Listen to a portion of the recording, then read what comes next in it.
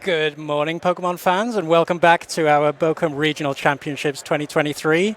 We've just had round one, quite an explosive one. We've had Pedro Torres back on stream, winning again as per usual. I'm Benjamin Rabioti, and I'm joined here by my lovable and huggable co-caster Shay Burton. Shay, how are you doing? I'm doing fine. I'm doing great, actually. Just up there when the intro up there, and now I've found my way down here watching Pedro with that Drapion with the Sky Steel Stone. As a Mew player, that was sad to watch. But obviously, Pedro, the jet setter, coming all the way back from Australia, where he did quite well OCIC, right? A top 8 placement. Mm-hmm. So I think we're going to actually have a look at some graphics so we can have a deep dive into how the OCIC went. Because obviously the internationals, Rabbi, massive events. Huge, absolutely huge. And of course, taking the winner spot, of course, was Lost Box with Azul Garcia Grego with that Lost Box variant with the Dragonite V and the Sky Sealed Stone. He was taking it. He just took it by storm. Yeah, and Azul, I think that was his third finals placement at ICs. This is his second win now, joining the club with Gustavo Wada, Stefan Ivanov, and Tord, obviously. With that Lost Box deck, and like you said, it's different, I should say, to Pedro's deck. Dragonite, Focus, and all that stuff.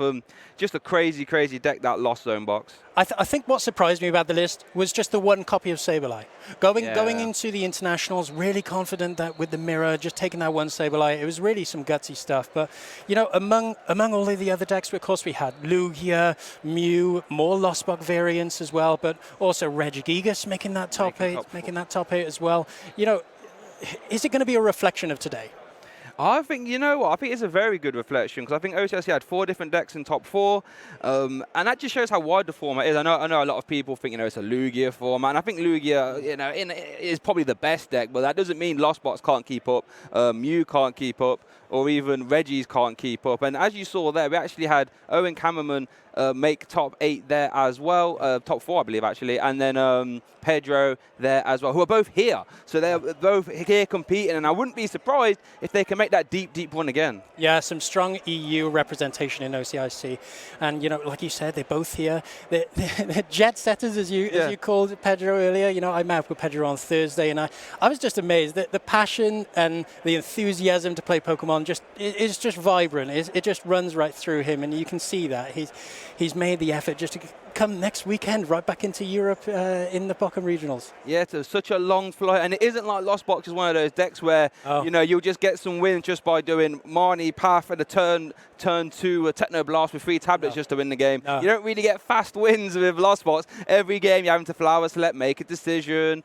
all this stuff, retreat, all this stuff, and there he is, still pulling it really well, though. Yeah, he's pulling the strings. He's navigating his way to victory, as he always does. Consistent player with very good records. And like you said, there, Lost Box, not the most easy deck to play. You have to navigate your way through the game. You have to build your hand.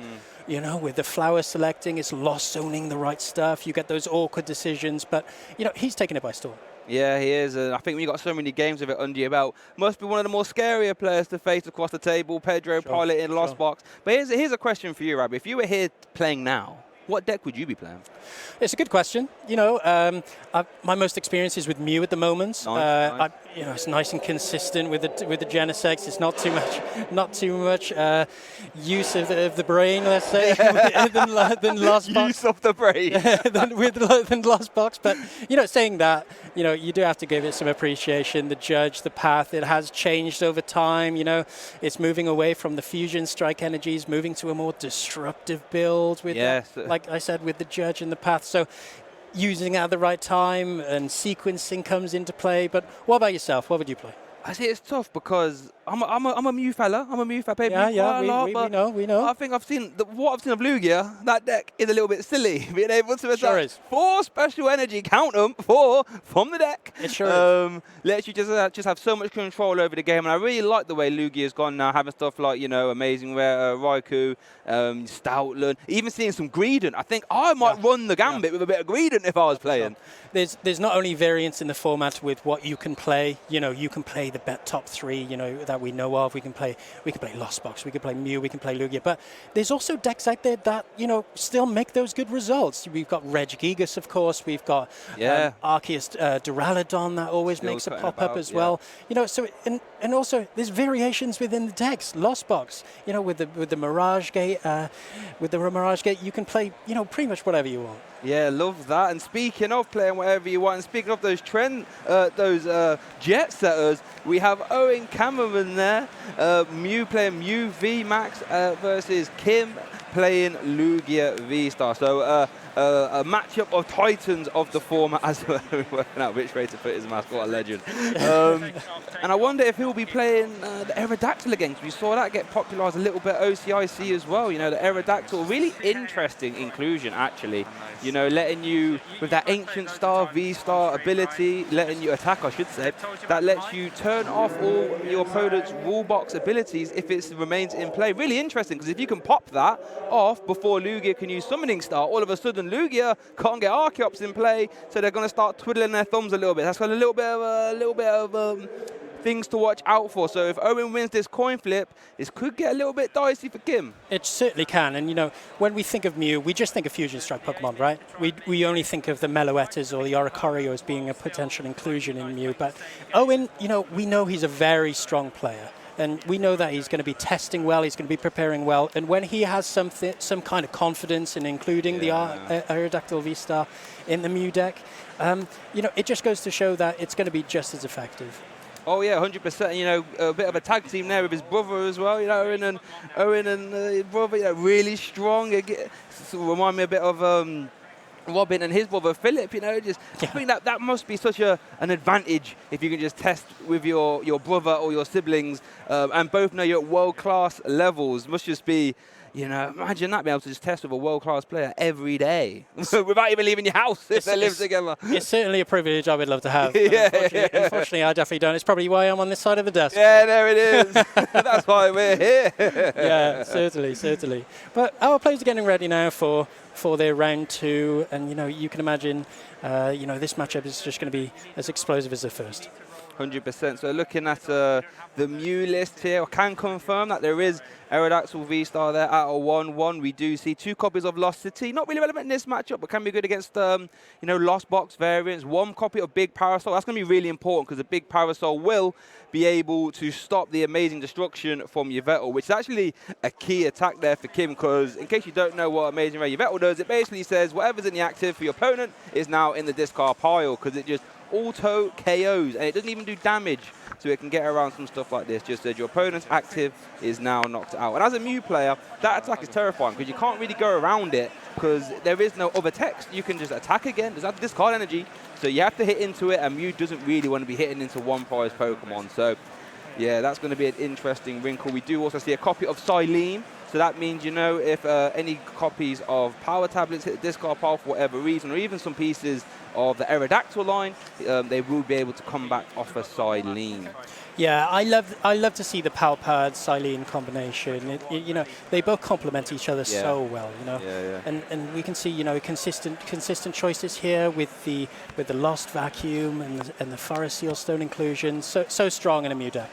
Oh yeah, 100%. And we see, you know, only 2 copies of Path to the Peak. So it's interesting that, you know, Mew now being the super disruptive deck. You know, 3 copies of Judge, no copies of Marnie, which is actually interesting. But so yeah, with 2 copies of Path, so only 2 copies. Used to be as high as 3, sometimes 4. But looking at the prize cards now, 3 copies of Quick Will could be quite interesting, actually. So certainly doesn't help the consistency, Shay. No. Certainly doesn't. But he'll be hoping to see some VIP passes in the opening hand. Of course, he doesn't know his prizes just yet, but he'll likely get that information on that first turn, on that first search. Yeah, obviously, you know, these top tier players, when they do their first deck search, they'll be looking for the prize cards, and it looks like Owen is going first. That's actually huge, because that means Owen might be able to get that Ancient Star off in a quick fashion. Yeah, certainly. We can imagine he'll probably try and prioritize that there as well. And see here. So yeah, just looking at his hand, it's got a copy of Collapse Stadium. Mew V. So here we see an Ultra Ball getting discarded with a Mew V Max, and what do we get? Maybe Collapse. Collapse is actually kind of interesting against me. We actually saw Collapse Stadium come up really big in Liverpool round 1 with our Alex Dow, really restricting the bench space for Lugia. you know, making it hard to get that summoning star off a maximum effectiveness of 2 Archeops. You know, if you get some bench Pokemon down that you really don't want, like this Radiant Charizard, for example, it can be quite intimidating, as it were. Yeah, and we see Kim here playing the Lugia V-Star. You know, it's a definitely good choice here for a regional. You know, it's consistent, as we know. It's got some great records lately in the regionals, and of course OCIC as well, taking half of those top 8 spots. So you know, it's strong choice. And the prizes aren't too bad. We see one Archeops in the prize area there, so that may come into play. You know, does he open one? Does he have to, you know, go to all of his outs to try and search them? Yeah, so not too bad there. Owen has managed to get 2 Genesects down, and you would like to imagine he's going to try his hardest to find that Aerodactyl as soon as possible. Because if that Ancient Star comes off, and there it is. Speaking of, he pops it down confidently here against Lugia, of course. So he'll definitely, as I said, be prioritizing this strategy. And it's really nice that Mew has a free retreat cost as well as in the active, so it's not going to be too hard to get that Aerodactyl V-Star in the active, just have to retreat. So the card Owen is going to be looking for now is a DTE and a way to find that Aerodactyl. But it is an interesting one though, because Aerodactyl is not a Fusion Strike Pokemon. These Genesects aren't going to be for full value. No. We do see a DTE though, which is good. Yeah, double Escape Rope. See, not an Ultra Ball though. One more piece to the puzzle there for this strategy, of course. And wondering what's going through Kim's head right now, staring down that Aerodactyl. Pops down the Lost City as well. Yeah, it must be a bit intimidating because you know if that Aerodactyl comes up very fast, it's going to be quite scary for Kim to deal with. You have to start attaching those energies the old-fashioned way. Yeah, and Lugia is not that efficient if you're having to attach powerfuls one at a time. We see the pass there, so Kim just starting his turn. He's going to be trying to navigate his way through this game around the Aerodactyl V-Star, hoping maybe Owen doesn't quite get it, but we see the Ultra Ball here from Kim. Ultra Balling away the Speed Energy and the Aurora. Interesting there, because of course Ultra Balling the Aurora isn't always going to be fantastic for the long run, because of course he's going to be trying to, you know, maybe use Yveltal and also the Radiant Charizard, so you know that might come into play as well. We know that one's in the prizes, so only 2 going to be available to him now. Yeah, and then looking at Kim's list, let's see, we actually saw a little bit of spice there with the Big Charm and a copy of V-Guard. Now, V-Guard has started to become a little bit more regular, but Big Charm, however, is not, making the Lugia have an effective 310 HP is nothing to sniff at. And looking at, we do see a copy of Cancelling Clone, not going to be strictly... the Cancelling Clone is relevant in this matchup, right? Because then you can Cancelling Clone off the Aerodactyl, and also there's a little bit of chess match there for you. So the strategy is going to be, you know, as soon as that Aerodactyl comes out, Kim's going to be straight on it. He's going to be, right, how do I find that Cancelling Clone? We know he plays a copy of Aeroda, so that'll definitely come into play as well. 2 copies of Luminion to help the consistency in getting that as well. But interesting here as well, we see a copy of Drapion V. Yeah, we do see a copy of Drapion V in this list, so might not be as straightforward as we predicted there for Owen, but there is some counters to the counter now. So now we know that Kim does play a copy of Cancelling Clone, but it's going to be hard to find outside of Irida. And Irida sounds good because you can Luminion for it, but Ancient Star turns off Luminion, so you might see Kim preemptively put the Luminion down to grab the Irida so you can play it, but that means he's vulnerable then to a judge, so it's all gonna it's getting a little bit interesting. It's gonna get interesting for sure, like you said. And you know, we see here the Lugia popping down now with the Oranguru as well for a little bit more consistency in the play. So see, shuffle the deck here. And let's see, so we've got the Lugia down. It's always one piece of the puzzle, because you're going to have to, get that Lugia down so you can summon the star. Here we see an Ancient Wisdom there. Ancient Wisdom, no, what's it called? What's that ability called on Oranguru again? It's not Ancient Wisdom, that's Reggie Gigas. What's the Oranguru's ability called again? And we see here as well, you know, Primate Wisdom. We've actually forgotten here. He started the Charizard. He started the Radiant Charizard. So, you know, playing Lugia, it's not great. Not starting Lugia. You know, we know that Lugia doesn't always have the most switch outs in the deck, so of course he's going to have to try and bring that back into a Lugia maybe to knock out the Aerodactyl if he finds the right cards. We see he does have Cancelling Clone in hand, so you know, he's ready for the Aerodactyl. He's ready for that. So we'll see how this is played out. But interestingly enough here as well, no Archeops in the bin. Yeah, no, it's really... So it's sort of like peaks and troughs here for Kim. Does have the cancelling clone, which makes the Aerodactyl useless for that, at least one turn. But the problem with cancelling clone only lasts for one turn. So if Kim can't combo the cancelling clone with Archeops, you might even have to hold it and try and go for like a turn 2 or a turn 3 at this point. Summoning Star, giving Owen time to start going prior ahead. But you're so correct on the Charizard being in the active, because Kim doesn't play a copy of Birdkeeper. No. So that is going to be a hard retreat or a really costly combustion blast. Certainly.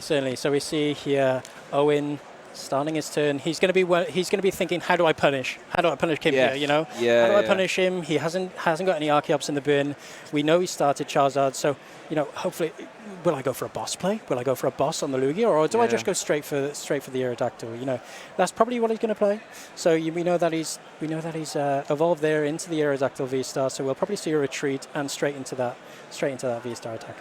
We do see the copy of Forest Seal Stone there for Owen. Oh, I know, and there it goes. So we can get some cards out of his hand so we can draw more with Fusion Strike System. And here we see, I wonder what Owen is digging for here. Just trying to fill the hand, energies is always nice. Do you see some power tablets? I don't think we saw any boss's orders though.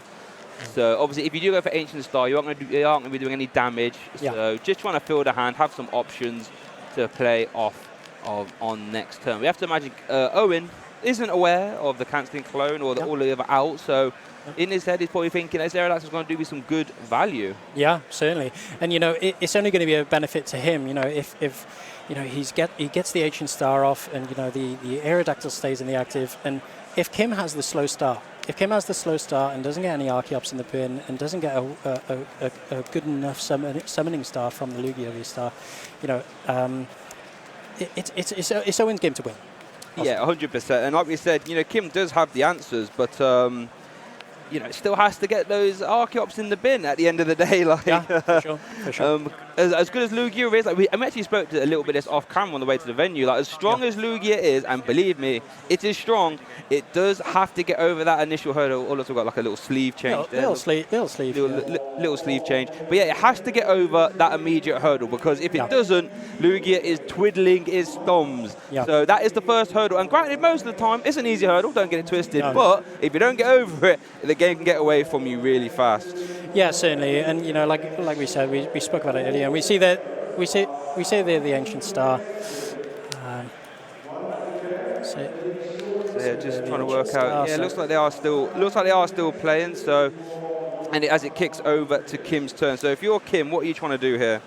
Well, the priority is, of course, getting the Archeops in the bin. Maybe he doesn't have all the pieces right now. Maybe he's still trying to navigate his way through this now. So we'll see here. Does have an Evolution Incense? That's a good point. That's a good start, I should say. So he's going to use the Evolution Incense. Yeah, probably going to go for the Archeops. Trying to navigate his way through, like I said, and he's going to actually go for the Lugia V-Star.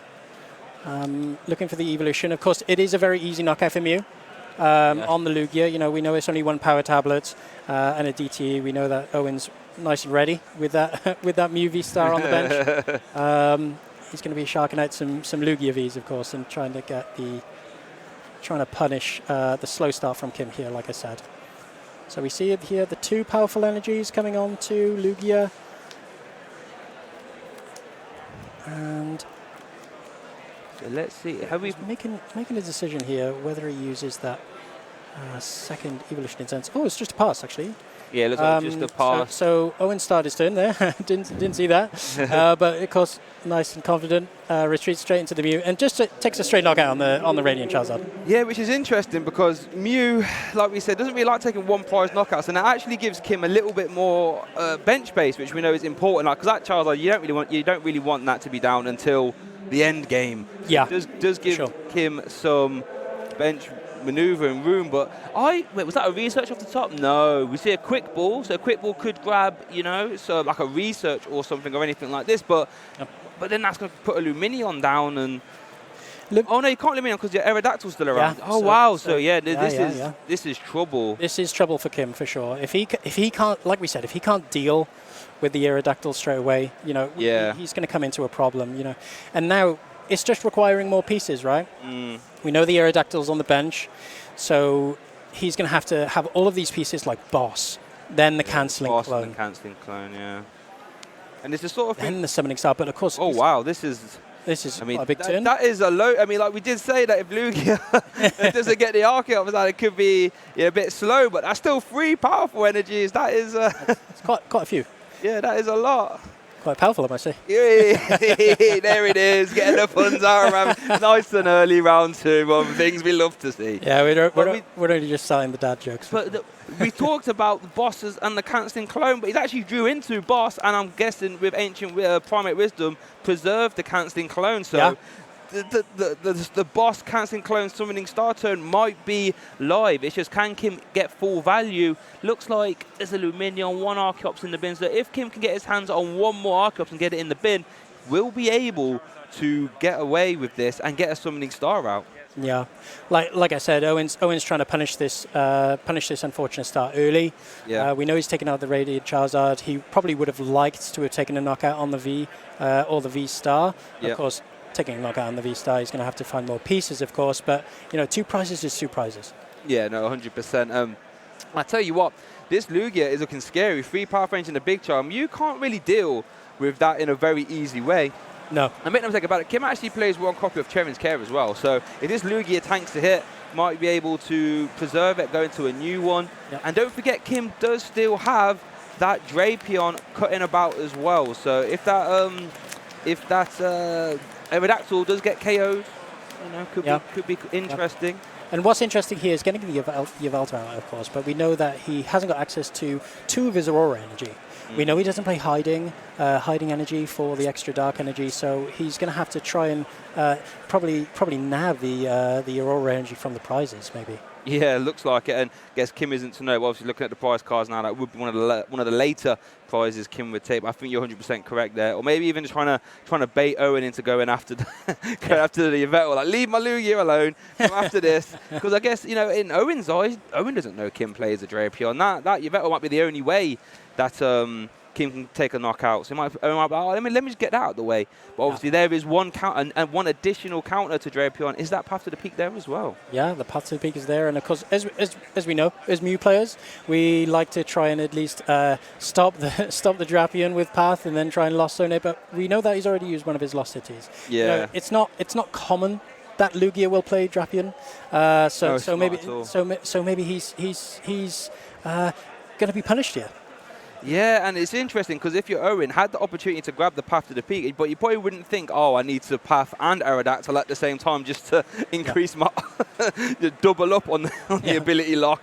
But it does have that. That is an interesting play, but I guess Owen wouldn't want to do that because then that actually, you know, makes it hard for him to draw cards with Fusion Strike System. Speaking of, here we do see drawing for 1. I wonder what that one was. Still looking. Let's see what he had there, but we know he's got the switch. Yep. So we know that he's got a attack here, and we know he's played the power tablet as well. So there was going to be a KO. Yeah, we know that he's got the knockout on the Lugia, and like you said, Kim's put the pie on the mantelpiece. He said, "Take this V, go on." You know, it's free to you. Please don't attack my V star with all these powerfuls on. He's trying to maybe get the knockout with all those powerfuls later on. So. We see here the Rotom phone. Oh, there's the Path again. See, he isn't to know that Path's going to be really important. But so, yeah, this is going to be an interesting turn here for Kim. Has the opportunity to, because once this Lugia goes down, that opens up a bench spot again. Yeah. So the bench will be open. And then I think, what's the maths on Lugia into a Mew without Oricorio? Does 4 powerfuls take you there? I think it does, right? So 4 powerfuls, I don't think takes you there. I think it's actually doing just the 300. Oh, 300, no, you're correct. So you need a choice belt as well. You need the choice belt, but he's prioritized Big Charm here. Yeah. You know, and that's definitely the good choice. Yeah. Because we know that his board space isn't fantastic. He doesn't even have any Archeops on the bench as of yet. You know, so we know that he plays Cheren's Care as well. So Ooh. he can try and preserve. Oh, there it is. Here it is. Massive. Here it is. Huge. The boss cancelling cologne turn. Owen thinking, oh my goodness, what's happened here? The exact turn Owen's deck is pretty much built to stop has still happened. And these Archeops, remember, these aren't Wallbox Pokemons, even under Path to the Peak, or even if this Aerodactyl survives for whatever reason, which is not, by the way, these Primal Turbos are still going to... And look at that big V-Guard, V-Guard as well. Oh my, this Lugia, folks, is going nowhere anytime soon, and this game might be swinging straight back into Kim's favour. Yeah, for sure. And who knew? Who knew with that start, you know? Yeah. We knew that he got the Aerodactyl off Owen, and, you know, he looked like he was steaming ahead. But, you know, Kim's made the comeback here. Yeah, 100%. And this is what's so interesting about trying to counter Lugia, right? There's so many ways to go about it. Path to the Peak, Ancient Star. But the real problem I find with Lugia that is once this turn happens, that's just happened here, and they even have counters to the counter, as we've seen with cancelling clone, all that stuff. That is a stat Lugia, by the way. That's a big boy. And one interesting, has Kim played his Lost Vacuum? Because there is potential next turn for Kim to Lost Vacuum away his Big Charm, put on a Choice Belt, and then swing again. Swing again. Yeah. No, it's a very good point. And, you know, I would imagine here that he'd probably want to try and get a second attacker. Just ready, you know. We know that Owen's probably not going to be taking the knockout on this Lugia, but you know, planning for the future ahead. Yeah. You know, we know that again. Only 2 Aurora Energy that's going to be available to him unless he takes it off the prizes. So you know that Yveltal can't be used. So he'll probably try and have to get another. Another. Oh no! Actually, no. Of course, we've got the heat energy. Of course. Yeah, heat 5. Really forgot. No, yeah. So of course he can be using the Yveltal. That's no problem. This is a dangerous situation for Owen here, considering you know you got the Yveltal, got a Drapion, and Owen isn't to know. And this is what I was alluding to, where you can try and counter Lugia, but once that turn happens, you're done. Yeah. You're done. Yeah. You're set up. Do what it wants. You're set up. It's not going to be as influential. A judge isn't going to be as influential on the game, so we know that he's got the two Archeops on the bench, so you know he's got always going to have access to those energies unless he unfortunately draws into them, of course, but it's likely that that's not going to happen. Yeah, and this is a dangerous situation here for Owen. I'm trying to think, if I was Owen, what do you even try and do, because you're not getting through this Lugia. I think too many tablets have hit the discard pile now, so that's not happening. Vettel, but then Vettel's only taking 1 prize. It's really awkward for Owen here being at 3 prize cards. Because you know you're not even in 2-shot range of just winning the game on this Lugia. You're gonna have to try and take 1 prize somewhere. We know that he doesn't play Echoing Horn, so he doesn't have access to. And of course, anyway, it's in the Lost Zone. So you know, you're completely right. That prize. That prize map isn't fantastic for Owen at the moment. Yeah, and leading that Charizard there for Kim might be quite efficient, you know, skewing the prize trade there. We do see an escape rope, Kim offering to give up the Archeops potentially, which is interesting. I would like to imagine maybe Oranguru would be the one I'd give up, but well, the thing is here, you know, he's got the Yveltal set up, he's got the Lugia set up, and he's got the Drapion as well. Yeah, he's got the Drapion. We know he only needs to take 4 more prizes, so you know, and we know that Owen is only going to be playing 3 and 2 prizes. So this makes sense. You know, he can risk 1 Archeops going in the bin and keeping that Oranguru for added consistency. Yeah, for sure. And Owen did draw into a path there. I wonder if he's going to put it down. We do see a boss on your Vettel. Okay, so that's quite big. Quite big. No, that is important. That is important for sure. Owen there drawing some more off Fusion Strike System. Now that the Aerodactyl is gone, we can see full value from the Genesects. Yeah. And there we're going to see the the Technoblast, I should say, KO on the Yveltal, which is actually quite important because that's removing energies as well. Yeah. Or we're going to see a Max Miracle there, I believe, by the looks of it. Yeah, Max Miracle is still going to be a KO, even with the -20. And those energies hit the bin, and that's one thing about Lugia. You got to be careful of those energies. Yeah, for sure. You know, it's something that I brought up on the first turn. You know, he got rid of the speed, he got rid of the Aurora. Those are really, you know, resources that you always will always want access to. You know, but we see here the promotion into the Lugia V-Star, and like you said, we would love to see the Lost Vacuum on his own big on his own Big Charm. Which is possible via Irida, though. It's not if he has one piece of the puzzle in his hand, either Vacuum or Choice Belt, we could see that gnarly turn. But I'm guessing the way Kim's playing, he probably doesn't have it. If you have that in hand, that's pretty crazy because you just always got. He has a Lost Vacuum in it. Oh, he hasn't got a way to get Luminion though. No. Oh. Could have been huge. Could have been huge. But you know, like I said, he's got to try and set up that second attacker now. You know, he can always bring up the Drapion, but you know, we know that he'll have to try and draw into it, or possibly get a capture energy retreat. But we see here the attachment. Actually, the attachment to the Archeops.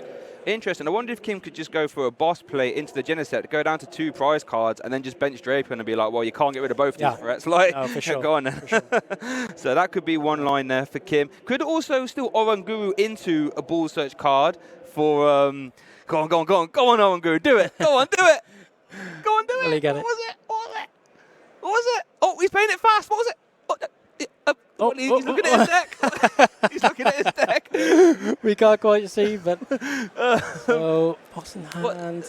Evolution Incense was that? Oh, okay. Was it an evolution? He's playing way too confident right now. Whatever it is, it's good. Kim's obviously know what he's doing. Yeah, I think it was an Evolution Incense. I think because he grabbed an Archeops by the looks of it, so it must have been an Evolution Incense, which isn't bad. No, of course. Deck. Yeah. And we spoke earlier about awkward retreat cost with Lugia, but you know, attaching to that Archeops will give him free retreat for next turn. He's going to probably try and hope for some consistency here, consistent cards from the prizes. Unfortunately, only gets that Dunsparce, but the Choice Belt obviously as well would have been good. That's a KO, right? That's a KO. Yeah, that's a KO. What a turn from Owen! Tablet, Choice Belt. Get that man out of here. Wow, what a game. Yeah. We didn't really get to inspect Owen's hand there much, but clearly just managing to hold on to the power tablets there and just slamming them all down, hitting for that big 200, well, over 200 damage, actually, the triple tablet and the Choice Belt with the Lost Vacuum, just saying, I'm going to hit over that HP there and close this game out. What an interesting one. Explosive. Yeah. I would just call it that. You know, we saw, you know, it's a very popular matchup. You know, the Mew versus the Lugia, and it's usually a game of one-upsmanship. Yeah. You know, it's a game of tennis almost. It's you bat it back to me, I'll bat it back to you. You know, knockout. It's just such an exciting game.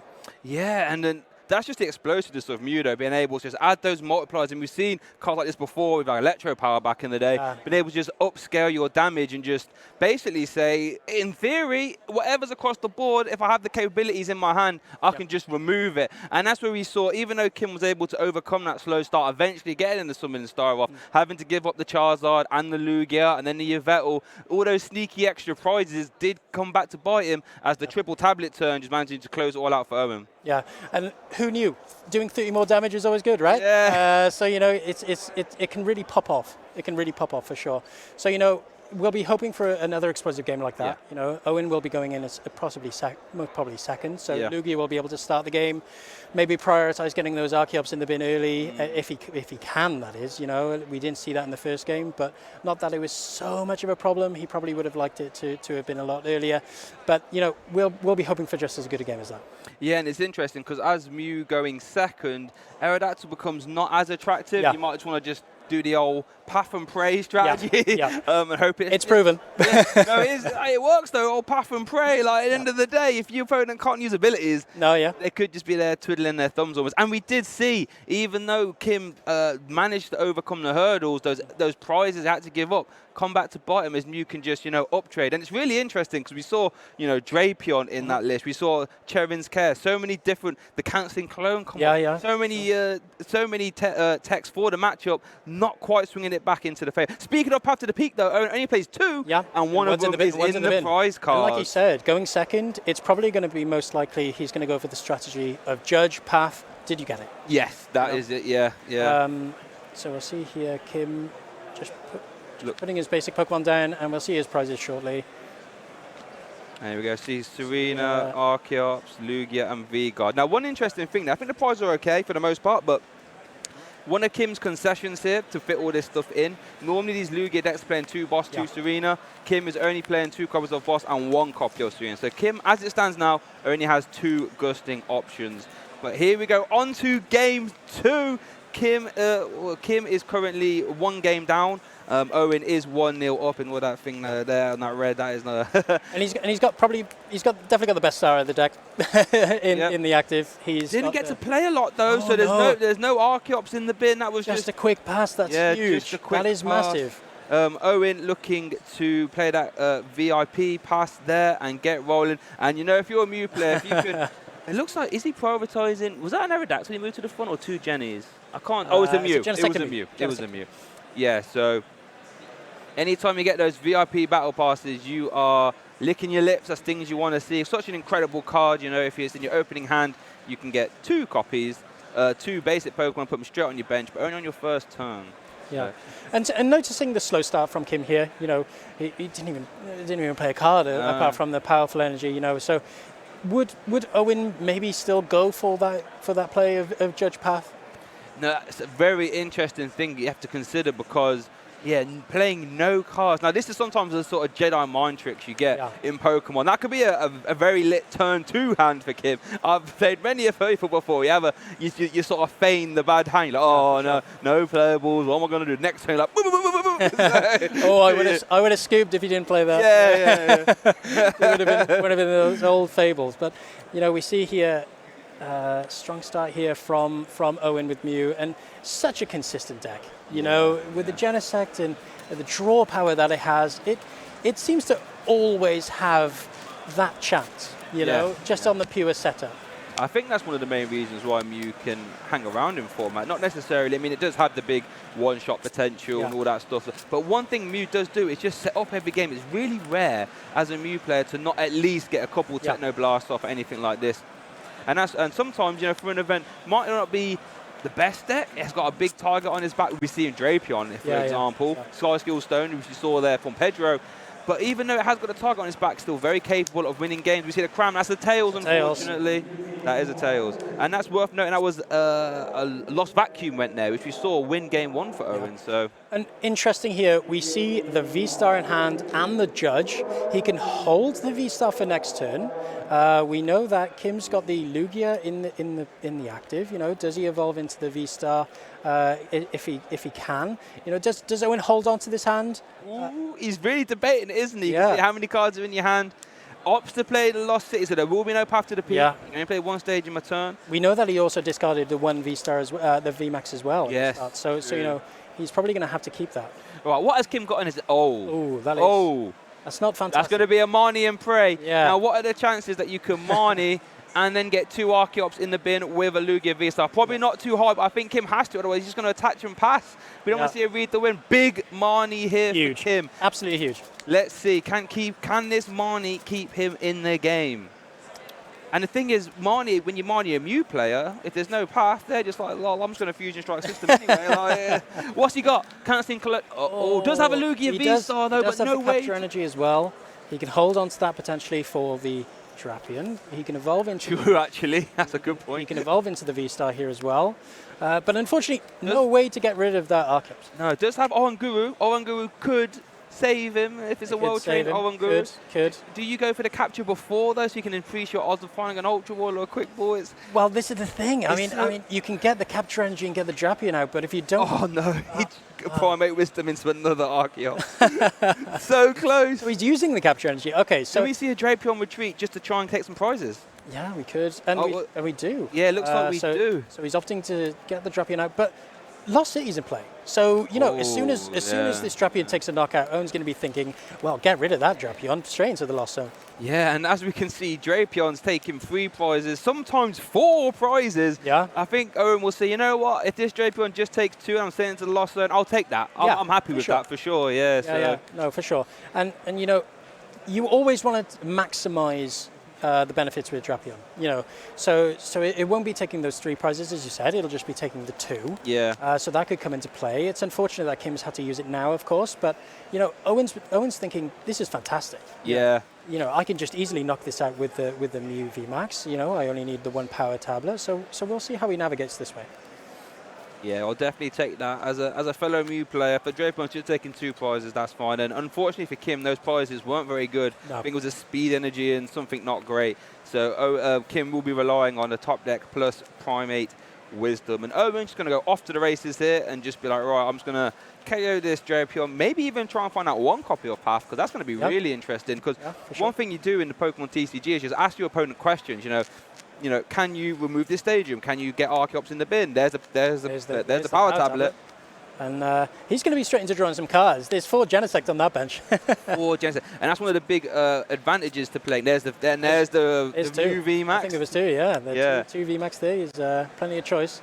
But we see here evolving them both. And of course, the Power Tablet has been played, so he's definitely got the knockout on the draft here.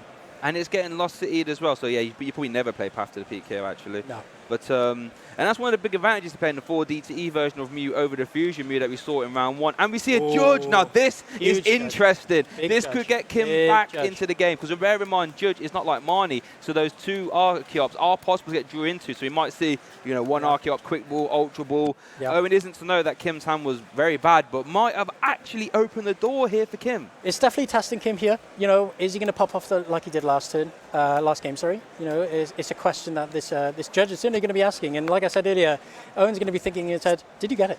You know, did you get it? Yeah. Are you back in this game, or am I going to run away with it? So let's see. The Judge for Owen didn't see too great. I'm guessing that was an Ultra Ball there. Just going to thin the deck a little. Well, not thin the hand, I should say, so you can draw some of Fusion Strike System. And make no mistake about it, Fusion Strike System is a crazy ability. Huge. It's so, like we've been saying, it's so consistent. And it just keeps you straight in the game. We see there the Roxanne. Ooh, big Power Soul's interesting. Do you attach it? Well, yeah. I mean, it stops any potential Yveltal next turn, but then it also means it'd be hard to dice there. Hard to get a choice belt on. So interesting. Attach it to a benched one. Attach it to a benched one. Yeah, that's. Oh no. It does go to the active. Okay. Yeah. Fusion Strike System, and yeah, I remember when the card first got revealed. I thought, oh, they must have missed a once per turn on that. Nope. There's no way you. Wait, what? Interesting. I mean, I guess Lugia decks probably don't play Pokemon Recovery. So no. So they don't play Pokemon Recovery. That's correct. So the Lugia comes into the active here, and it's asking even more from Kim now. You know, we know that he doesn't have any Archeops in the bin, so. He's going to be using. It's not usually a good sign if you're using Onguru as your first play. No. He had 2 in the hand and a research. Well, he's got 1 in the hand and an Evolution Incense. So if he can research and get rid of this path, he might get back into this game. Interesting. One interesting thing to note, though, Kim did get rid of a powerful energy. So that means now that this he can't ever one-shot a Mew VMAX anymore. No, it's totally true. So you know he's only going to be having access to those 3, and we know that the V-Guard energy is in the prizes, and that's the only copy as well. So you know this Lugia can be quite susceptible to a knockout. You know, we know that he's got the big charm in the deck possibly, but you know it's all about can you hit it. You know, without any with part of the peak in the active as well. It's asking so much. No, it's going to be a real big turn here for Kim. Owen did inadvertently judge him into a much better hand. We see an energy attack. Had the Pumpkaboo in hand. This is massive. Wow. This there is it is. huge. What a turn. This game's swinging right back open, folks. Kim not going down without a fight. Yeah, so the Judge. Did he get it? Yes, I did. Yeah. He got everything he needed. The Judge ruled in Kim's favour today. Yeah. And there we see the Summoning Star. Once again, Owen's deck trying his hardest to stop Summoning Star, but it comes out anyway. So the 2 Archeops straight on the bench. And we can imagine he's going to be using that Primal Turbo ability immediately, getting those energies on the Lugia and trying to keep momentum in this game. Trying to, you know, let's start doing some damage. Yeah, I think that's the aim of the game now. Kim, you know, definitely not out of this game by any means. You have to be taking 2 prize cards. It's actually all tied up. And, you know, as much as you can get to 280, and it's very possible, it's still 3 modifiers in total. So does have a little bit of digging to do. It's not the easiest thing in the world. You know, Choice Belt is an option for Owen as well on that benched one. So is possible. But Kim not going down without a fight. Definitely all to play for here. Certainly not. He's not going down without a fight, like you said. And we see here making a decision on where he's going to be using the second Primal Turbo, possibly attaching to one of the benched Archeops for that free retreat, or if he didn't hit the energy, possibly attaching to, so he's attaching to the Lugia. And we see here a Lugia doing a nice 280 damage. That is a nice, good number. Not quite, do you see the Charon's Care? It's kind of interesting. So he's possibly going to be trying to get another Lugia. Discarding possibly the Charon's Care. There's just a little bit of counter synergy to Charon's Care and Lugia, because the energy comes back to hand is so like, because that's the one place you don't want energy in a Lugia deck is in your hand. You want it in the deck. So I mean, you can always Oranguru to put 1 back, but little bit long-winded way to go about it, especially when Lugia attacks for 4 energy. That's 4 going back to your hand. But either way, still, it can be game-winning, though. Just removing damage from play and maybe going into a one-prizer, like a Yveltal or a Charizard or a Raikou, can be strong. Oh, and we see the knockout here from Lugia. Had the choice belt. This is it is a KO with choice belt. This is actually so big because there's no Wacorio, of course. Kim's now on 1 prize. He's got the Yveltal on the bench. And Owen scoops there. Concession. Yes, concession. So Owen's going to be hoping for a quick game 3, possibly taking the win. Oh, it's definitely possible. They've still got 14 minutes to go there, so plenty of time for a game. And that's one good thing about Lugia and Mew is they're fast decks. you don't get many of these rounds go to time. No. And yeah, completely forgetting there was no Oracorio there. So yeah, there was no Oracorio down. So that means that Lugia could reach for the KO with 3 powerful energies. My bad, but woo, game 3, baby. Game 3. It's always a bit spicy. A little bit spicy. Oh my goodness. I'll be there. If I'm Owen, I'm thinking, come on, the summoning star twice. Yeah. I'm trying my hardest to stop it. And it's that old fable. It's that old fable judge path. Did you get it? Yeah. Oh, you got it. Oh, you can't feel too bad. You know, you're shuffling. You're making your opponent shuffle back in, and you know, they have a chance to play some more cards. And you know, unfortunately for Owen, it didn't come off. And that's one of the interesting wrinkles for the disruption decks like Marnie, like Mew, I should say, is that Owen's not playing any Marnie. If he did play a Marnie there, those Archeops would have went to the bottom, and less chance for Kim to be able to pop off the Summoning Star. But then equally, the wrinkle is Kim plays the Oranguru, so you can preserve a card. So if your opponent Marnies you guarantee it. So it's like the mind games almost, right? Like, what do you do? What do you do? Yeah. But here we're going to look at the prize cards here for this game 3 scenario. Oh, that is massive for Owen. That is so unfortunate. You hate to see it.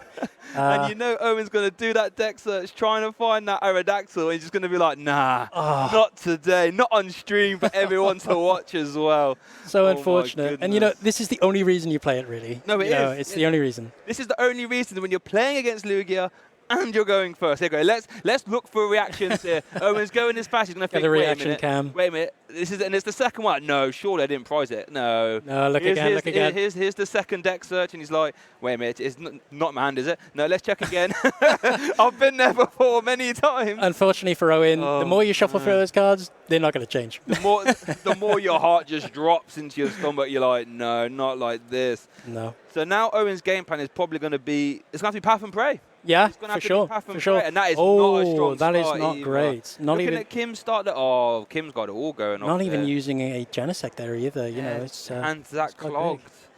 Oh no, that's sad. And on stream as well. Bear in mind, viewers, if you haven't played on stream, it is a different animal playing on stream, knowing that, you know, you got like, you know, 5, 6, 7, maybe even 8 cameras pointing at you this time. I tell you what, there's a lot of cameras. The production team here are pretty lit. And you know there's going to be thousands of people watching your every move, and it definitely adds a whole lot of pressure. It's a different game. Yeah. It's a different game. It adds a little bit something extra. Yeah. You know, but these two players, you know, not shy from the limelight. No, we know they're two established players, so you know we know that they would have been on stream before, especially Owen with such an explosive season he's having.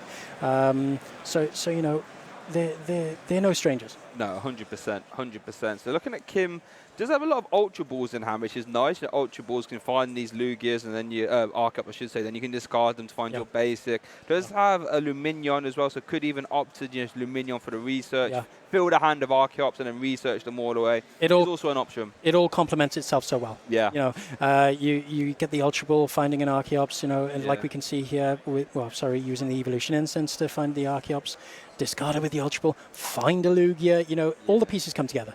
Ultra Ball, such a good card, such a staple card. Glad to have it back. There was a long time where Ultra Ball wasn't in form. I'm glad to have it back. Long time. Huge. Yeah, so we see here Kim just prize checking, as we know all the good players do.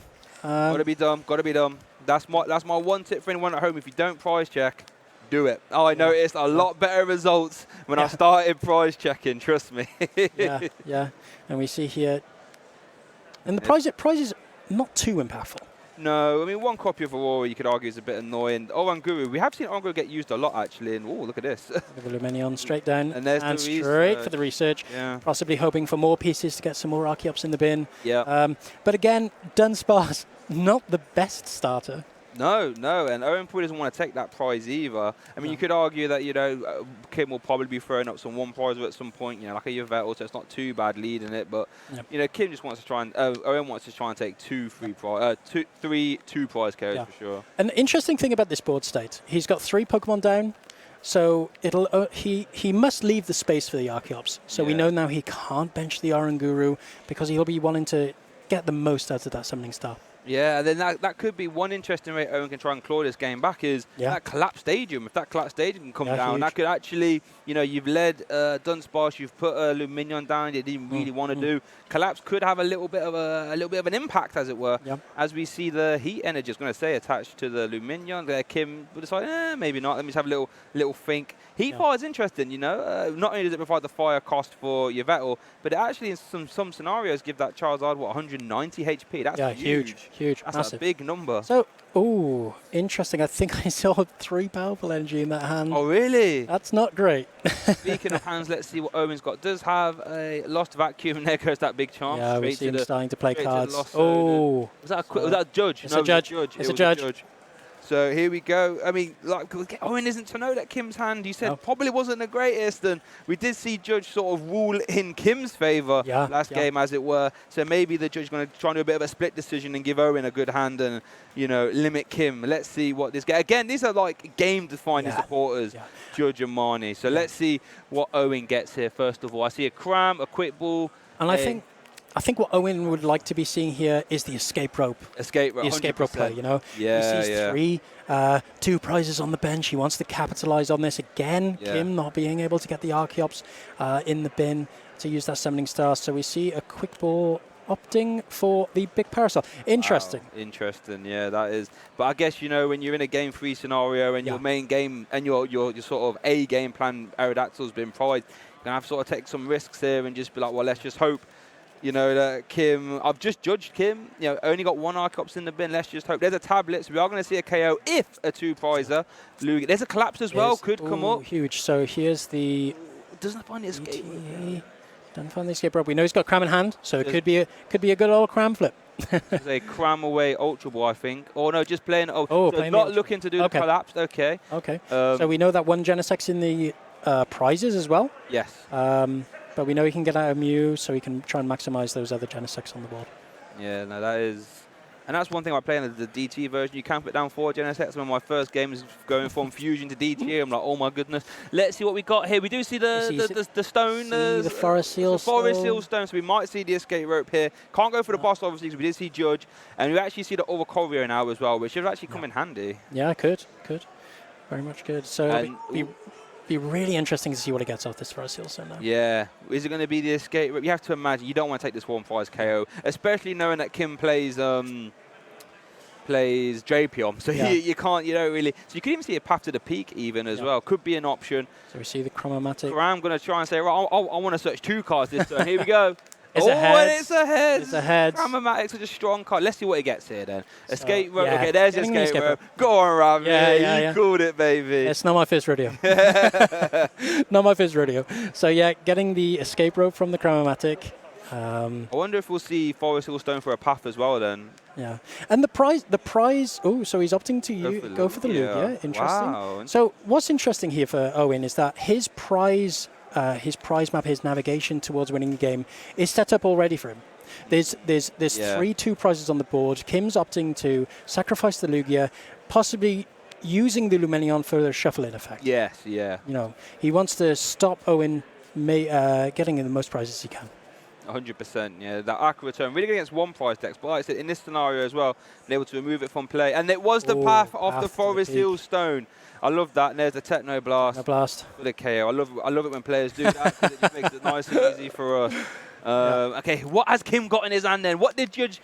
So he has the Drapion. Does have a Drapion. What was that one card there, Marnie? Oh my goodness. So if this Marnie can find a way to get rid of this stadium, that Drapion's taking 3 prize cards. Drapion, the bane of Mew players everywhere. What's he going to get? Oh, he's got there's a Roxanne here. What's Kim going to get? What's he got? What did Owen get? Oh, Quick Ball Punkaboo. Quick Ball Punkaboo. Quick Ball Punkaboo. It's all different. That does mean it's going to be another bad, or quote-unquote, bad benched Pokemon. That's going to make the Summoning Star much harder. So would Kim even want to do that? Because then there's going to be so much quote-unquote junk on the bench of Luminion, Dunsparce. Maybe just forego the Lugia for a little bit here.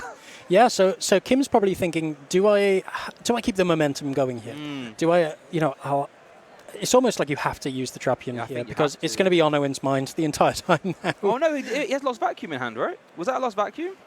I think it was. I think I might have saw a Lost Vacuum. He must have been hiding it from us before. I'm sure that was a Lost Vacuum. Wait, no, that's the discard pile. Otherwise, that was not quite a correct Marnie. So the Lost Vacuum is in hand. So does it need to go opting to get rid of powerful? Interesting. I mean, you could argue that if Drapion takes 3 prizes here, then could be in a strong position. You can just go Drapion, Yveltal. Yeah, which is for sure. Wow. So the judge did rule in Kim's favour again. Yeah. So we see here the knockout with the Drapion, taking those 3 prizes, as you said. And, Kim is back into it. He's back in the game. He's taken 3 prizes, as I said, keeping that momentum going. And Owen, he's going to be looking at that Drapion and thinking, he has to knock it out. Thing is, it's so tough because I think Owen got rid of the big Power Soul turn 1, right? So you can't big Power Soul to get around the Drapion. The Drapion, the Yveltal, I should say. And then you can't boss KO the Lugia to stop something in Starks, and then Drapion swings again. Yeah. So it's just like it's really tough. It's I don't want to quite say it's a checkmate yet, but it's getting towards a checkmate. That Aerodactyl being prized really hampering Owen there. Huge. It was definitely huge. And like we said before, it's his whole strategy towards this game. It's his whole strategy. So we see Kim here I believe he failed that quick ball. So I think he was thinking about getting the Luminion, but he has to remind himself 3 Pokemon on the bench. I have to try and optimize my summoning star by getting 2 Archeops. And we see the knockout here, and Owen's just going to be promoting the Mew, of course. Ooh. And interesting here, he's got the Roxanne. Roxanne could be huge against Lugia. And even bigger in this position because, as we said, Kim still needs to find pieces. Yeah, he does. As good as Drapion is at sort of just keeping him in the game, it's still not quite summoning star. So if you see like a Roxanne path turn from Owen, which is still possible, that could be really strong. We see a Cram's head again. Owen saying, "Oh, go on then." The judges aren't sticking with the Cram's ahead. Leave it in the chat what you would prefer. If your opponent draws out of judge every time, but you get it's Cram head. That's an interesting scenario to think about. Don't make me choose. Don't make me choose. No, so we see here Owen, and Owen still needs to find his pieces. No, he does. He still needs to find his Mew VMAX. He still needs to find the double turbo energy, but of course Cram heads always helps. No, it does. Yeah, that's always when you're trying to find 3 parts of the puzzle. If Cram just says, "Well, here's 1 piece," sound. So still has 3 Genesects around as well, so a ton of draw potential as well. There we see the Mew VMAX. Kim shaking his head there. Kim, come on now. You can't be shaking. You've drawn pretty well today. Come on now. Another judge. Judge again? Come on. Judge, yeah. You have to think you've Owen. I've played 3 judges so far. One of them has to sting, right? Come on now. Owen looks like, has he drew his hand yet? No, so he's just waiting for the deck. Cup. Okay, yeah. For the cup. Right, now let's see. What are we getting here? Big judge. Oh, no, Roxanne, sorry. Roxanne, I apologize. So we see the double turbo energy coming down. Does need a tablet. Did draw into it, though. Yeah. Did draw into it. So he does have the knockout on the Drapion. Didn't find the path to the peak, though. I think that might be what you're trying to dig for here. And that's the problem with Roxanne, is that you have to get your hand back down, start drawing cards. Yeah.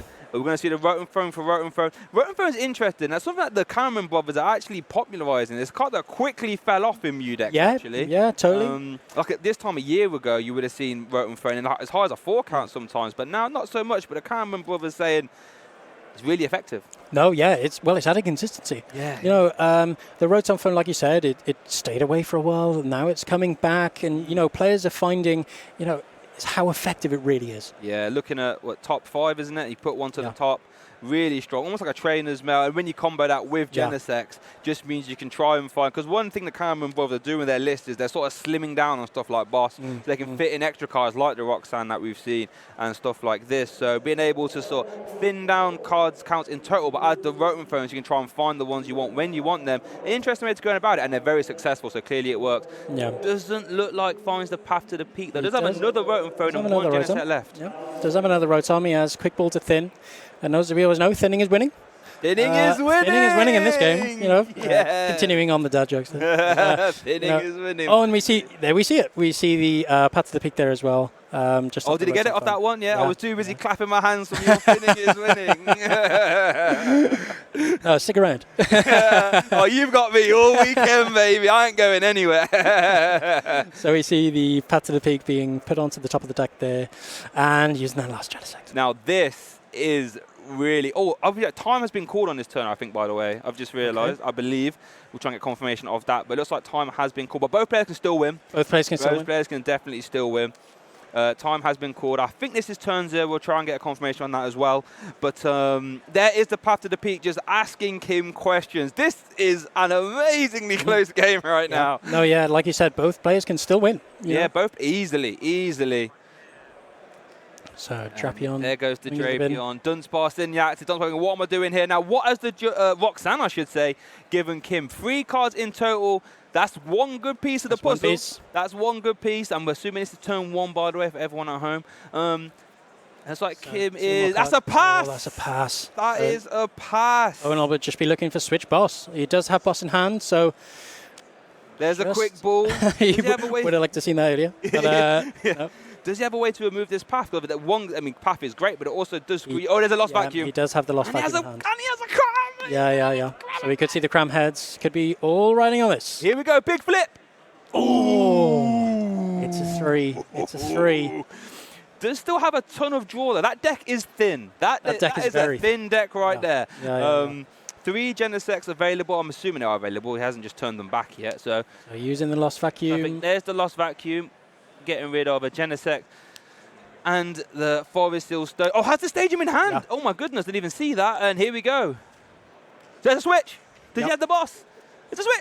Switch boss. Switch boss. And Owen clutched it. Well done. Owen takes the game. Huge. Well done, Owen taking the game after the dicey couple games there, managing to dink and dank his way to the victory. And even though Prize the 1-1 Aerodactyl, managing to squeeze that game out. And like we alluded to, that is why Mew can hang around, because it might not be on paper the strongest deck. It's not throwing around 4 special energy. What it does do is set up. And even when Owen's game, plan A, I should say, wasn't available, still managed to get the win. And it just goes back to, like you said, consistency. Yeah. It's just such a consistent deck. All you need to do, well, I say all you need to do, get your Genesects down, start drawing up into that deck, getting all the pieces, navigating your way through to victory. And, it's not as easier for Lugia. No, exactly. Like you said, all you have to do is get the Genesects down, but it's much easier to go VIP Battle Pass, Genesect, than it is to go Archeops, discard pile, find my Lugia Vs, or bench Lugia, get my Lugia V star, summoning star. There might be a path out, there might be an Aerodactyl knocking about. It's much easier to get those basics down. Yeah, we see just the strength and the efficiency of raw, just the draw power of the Fusion engine, So, taking him to victory, he's going in now. 2-0. 2-0. He's going to be hoping for another strong achievement. And, where would you, what would be your mindset now going into round 3? Oh, I tell you, if I was Owen right now, I'd be like, big chest, baby. I prize my Aerodactyl. I'm still getting the dubs. You played Drapion and cancelling Cologne, but the match lip says I'm the winner. So I would be on top of the world right now. 2-0 is such a nice place to be, though, at a regional. And it's not just that. He's going to be going into his friendship groups now saying, you know what, I pressed that 1-1 Aerodactyl, but I still got away with it. Yeah. He's thinking, I can't wait to watch that stream back. I got away with murder there, didn't I? But one thing I don't think we talked about much as well was the crams. The crams huge. being able to combine such raw draw with Fusion Strike system and then search as well for any card. It's a crazy combo. If it comes off, if you can manage to get the heads, absolutely massive. Yeah. It's huge. Like the raw deck search accompanied with the Forest Seal Stone as well. And like we've said multiple times now, the draw support from Genesect is such a deadly combination. Yeah, especially with the Rotom phones we're seeing now as well. The well. Rotom phones came up. Yeah. They came up in that game, and that's something that I said, I alluded to. Not something we're seeing super common in Mew VMAXs anymore, Dex, but we saw it come up there in the clutch, and real strong performance there from Owen. 2-0, oh, you just love to be 2-0, Rita, don't you? It's always great to have such a good start, keep your confidence up, you know, and it's not so much an easier route into day 2, but it certainly helps. Oh yeah, it just gives you a little bit of breathing room, right? You know, you're just trying to get to that 6 wins as fast as possible, and starting 2 for 2 is great, and especially for someone like, you know, the Cameron brothers, where they're really looking at day 2, and they'll be looking to try and get in the top 8s, and you know, wouldn't be surprised if they take it all home, and 2-0 is a great way to get there for sure. 2-0 is a great start, you know, like we said, but you know, still a long day to go. He's got another 7 rounds of Pokemon to play. Whether that's good or bad for him, you know, he's going to be hoping for just as big a result as that going into the rest of the day. But for a player like him, can you win 4 of 7? Just over half, definitely possible for a player like him. Yeah. Especially when you consider, like, if you're Owen, the second that JPon comes down, I'm thinking, what's going on here? And the cancelling clone as well. Yeah, huge. It was huge. I'll be so on top of the world right now. Yeah, for sure. And I mean, it's not to say that Lugia can't keep consistent. You know, he'll be going into the rest of his games with just as much a chance now. And, you know, a player like Kim, you know, it's more than possible. Yeah, definitely. You know, and I'm sure Kim still plenty of time to do well. I'm sure if he comes up against more DT lists, he'll do fine with those techs. But I do think we are ready to be hearing from Owen now. So I'm going to kick it over to a winner's interview.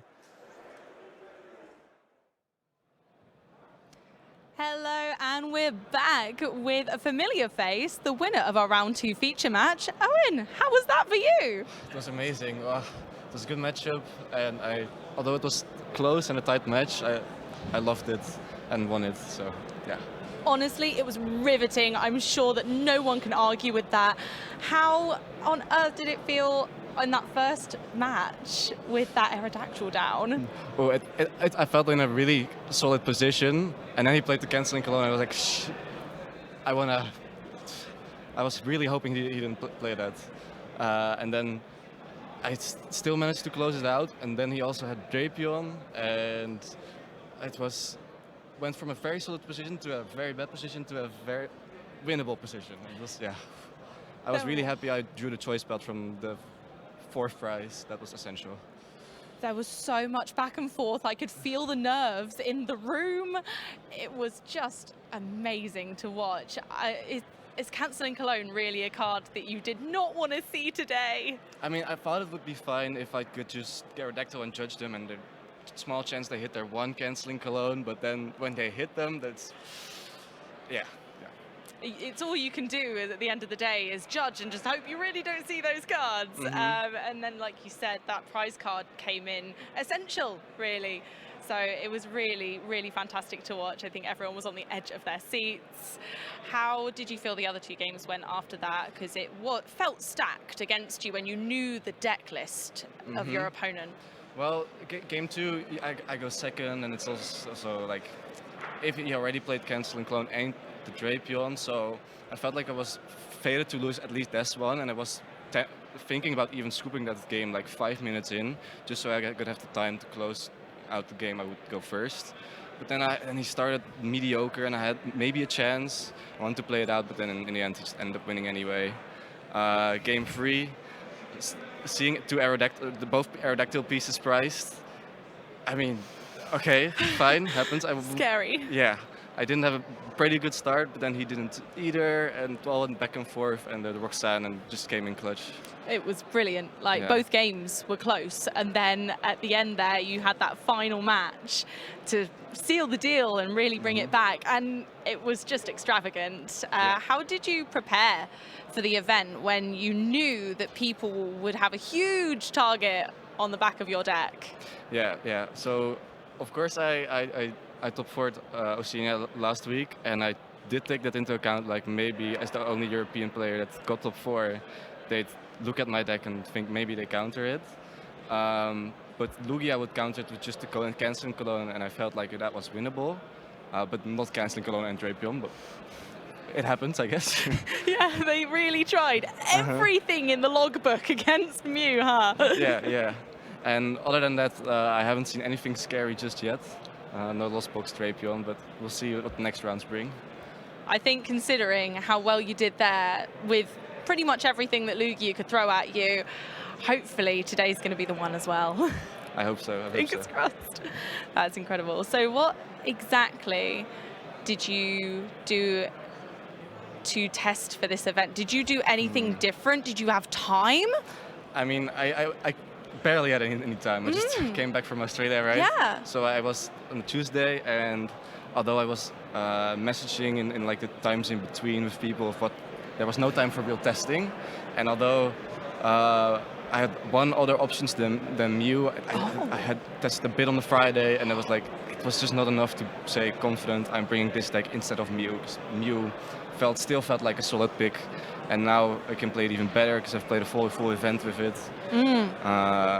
Yeah. That's fascinating that there was another deck on the line for you, that maybe we could have seen something completely different. Do you think if you'd have picked that other deck, you'd have still won the rounds that you just won? I think the deck had a good Lugia matchup, so it definitely could have. But going second with that deck is way scarier than with Mew. Yeah, so definitely best to go with Old Reliable. Yeah, for sure. Yeah, I can definitely see that. Well, thank you so much for coming and chatting to us today. It's been a pleasure and lovely to meet you. We're going to cut back to a little break for a little bit, so hopefully you guys will join us back in a moment. Don't miss a thing. We'll be back in a bit.